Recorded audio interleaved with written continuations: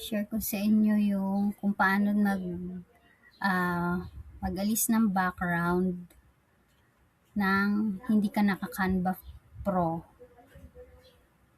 So, ngayon ang gagawin mo dito sa app, ito, sa app, yan, app. Hanapin mo dito yung background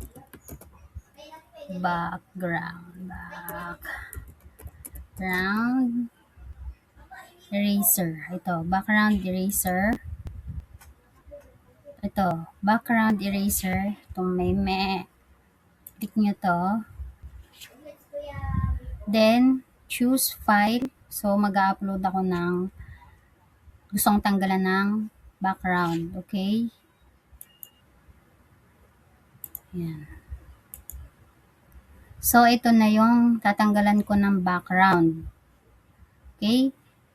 Click nyo tong remove background. Mag-wait lang tayo.